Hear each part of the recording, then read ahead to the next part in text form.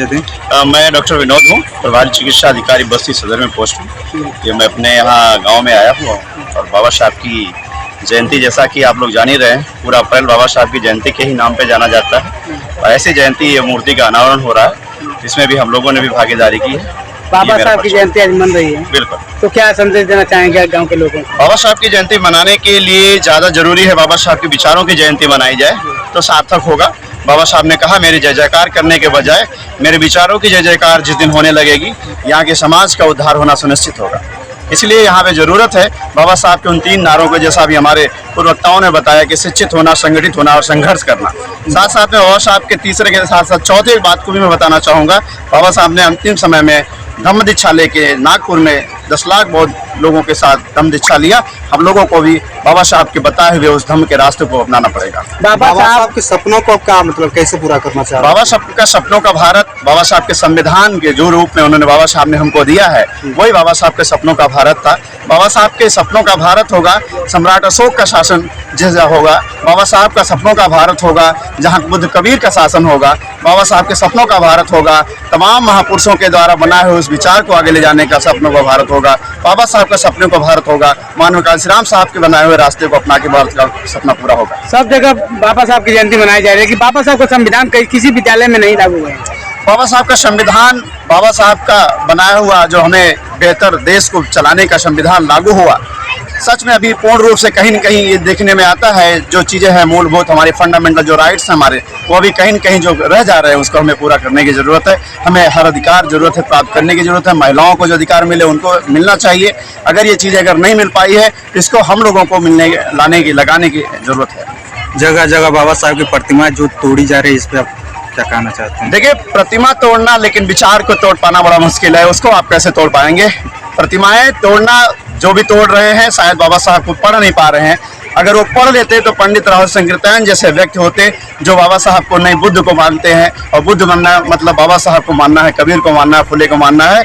मूर्तियां टूटी रहेंगी, लेकिन ऐसा करने वाले लोगों को मैं बताना चाहूँगा कि शायद बाबा साहब को वो लोगों ने ढंग से पढ़ा नहीं। अगर वो पढ़ लेते तो शायद वो पूजना शुरू कर देते, तोड़ना नहीं शुरू करते। लेकिन कोई बात नहीं, विचार तोड़ पाना असंभव है और ये विचार ही हमारे लिए महत्वपूर्ण होता है। विचार नहीं टूट पाएगा। इसके अनुयायी, इसके रक्षक बाबा साहब के हैं और वो कभी विचार को आगे ले जाने के लिए बढ़ाते रहेंगे। तोड़ नहीं पाएंगे ऐसे लोग जो अपनी मकसद में पूरा हो पाएंगे। हमारे देश में संविधान लागू होने के बाद भी जगह जगह छुआछूत अभी भी है। इस पर छुआछूत भी एक तरीके की मानसिक बीमारी है। जो लोग भी करते हैं, कहीं न कहीं जिस तरीके से हेल्थ की डिफिनीशन में बताया गया है कि व्यक्ति तब तक सही नहीं माना जाता है जब तक उसका हेल्थ कंप्लीट नहीं होता है, जब तक वो फिजिकल, मेंटल, सोशल नहीं हो, स्पिरिचुअल नहीं हो, अगर तो उस तरीके का व्यक्ति कहीं न कहीं जो है मानसिक बीमारी से ग्रसित होगा। और ऐसा करने वाला व्यक्ति मानसिक बीमारी से ग्रसित है, तभी वो छुआछूत भेदभाव की भावना रखा है। अदरवाइज हमारे यहाँ वैज्ञानिक धर्म के लोग हैं, वैज्ञानिक धर्म बुद्ध का धर्म है, वैज्ञानिक धर्म को मानने वाले लोग भेदभाव, छुआछूत, ऊंच नीच, जाति पात, पाखंड, अंधविश्वास से दूर होते हैं। ऐसे लोग महापुरुषों को, बाबा साहब बुद्ध को मानते हैं। इनके लिए कोई छुआछूत नहीं होती है और जो करते हैं वो लोग अन्याय करते हैं, क्राइम करते हैं। संविधान में इसको जो है कहीं न कहीं अपराध की श्रेणी में रखा गया है। भारत में 4 बड़े यूनिवर्सिटी में मनुस्मृति लागू सरकार ने की, इस पर आप क्या कहना चाहेंगे? मैं उस पर बहुत कुछ नहीं कहना।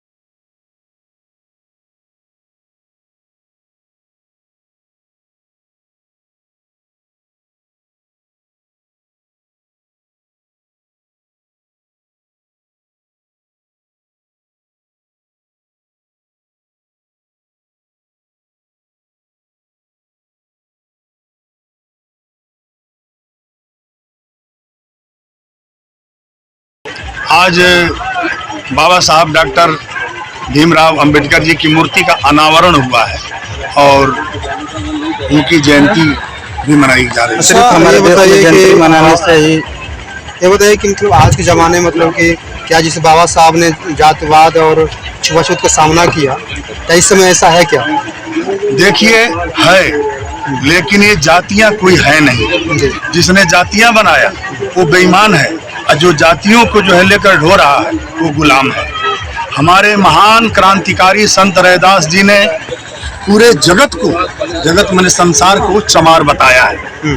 पूरा जगत ही चमार है, सब चमड़े से पैदा हुआ है। कोई कह रहा है कि मैं ब्राह्मण हूँ, झूठ है, पाखंड है, गलत है। पहले असली चमार है, चाहे वो राष्ट्रपति है, चाहे वो प्रधानमंत्री है, चाहे मुख्यमंत्री है, कोई जज है, कलेक्टर है, चाहे एक अदना सा कोई व्यक्ति है, पहले असली चमार है, बाद में कुछ भी अपने आप को मानता रहे। ये मैं नहीं कह रहा हूँ, ये हमारे महान सामाजिक क्रांतिकारी संत रैदास जी के विचार हैं। इसलिए बाबा साहब ने संविधान में लिखा है, मानवता की क्या पहचान, मानो मानो एक समान। और आगे पूछिए, जाति कोई है नहीं, जो बनाया वो गुलाम है, और जो बनाया वो बेईमान है, और जो मान रहा है वो गुलाम है। इसलिए गुलामी से निकलना चाहिए। इस गुलामी से कैसे निकलना चाहेंगे आप? सब जो गुलामी जब छोड़ देंगे तो निकलेंगे ही। अब देखिए, एक चीज मैं आपको बताऊं, इस समाज में इतना बड़ा जो है मतलब गदर फैला हुआ है कि अगर हम आपको सम्मान में कहते हैं जय भीम, तो सबके दिमाग में गोबर भरा हुआ है, मतलब मूर्खता। जय भीम का मतलब चमार। अब बाकी लोग हम जानना चाहते हैं 140 करोड़ देशवासियों से कि कोई गोबर से पैदा हुआ है, पत्थर से पैदा हुआ है, या लोहे से पैदा हुआ है। ऐसा है क्या? सब चमार हैं। इसलिए बाबा साहब को ये नीचता दिखाने के लिए बेईमानों की साजिश है, ये धोखा है। तो किस तरह से इसको निपटा जा सकता है? बस सब लोग एक होकर के जय भीम बोलना पड़ेगा सबको। कोई यादव नहीं, कोई यादव है, कोई राजभर है, कोई मुसलमान है, सब ये गुलाम है। और गुलामी से आपको बाहर निकलना पड़ेगा, तभी जो है आप आजाद हो सकते हैं। सर, हमारे देश में भारतीय संविधान लागू होने के बाद भी भाजपा सरकार 4 बड़े यूनिवर्सिटी में मनुस्मृति लागू कर दिए पढ़ाने के लिए, इस पर आप क्या कहना चाहते हैं? पहले सर मनुस्मृति, हम आप ही से पहले आप हमसे सवाल कर रहे हैं, हम आपसे जानना चाहते हैं कि बाबा साहब ने संविधान लिखा 2 साल 11 महीने 18 दिन में, और उसमें लिखने वाले कितने सदस्य थे? जिसने मनुस्मृति लिखा है, कितने लोगों ने मिल करके लिखा है? जो लिखा है उसकी डिग्री क्या है, किस स्कूल में पढ़ा है वो, और विश्व के किस स्कूल की पढ़ाई है कि आपको पानी पीने का अधिकार नहीं है, बोलने का अधिकार नहीं है, कपड़ा पहनने का अधिकार नहीं है? ये क्या, ये जितनी उनकी कुंठित, सबसे अगर कोई विश्व का बड़ा अगर नीच है, वो जो है मनु है। मनु नाम का जो व्यक्ति है वो इंसान है। एक इंसान के बारे में जो लिखा है कि कपड़े नहीं पहन सकते, पानी नहीं पी सकते, ये जो है किसी स्कूल की पढ़ाई नहीं है। ये जो बिल्कुल नीचता, जो नीचता का परिचय दिया है कि मनु से बड़ा इस विश्व में कोई नीच नहीं है। चैलेंज के साथ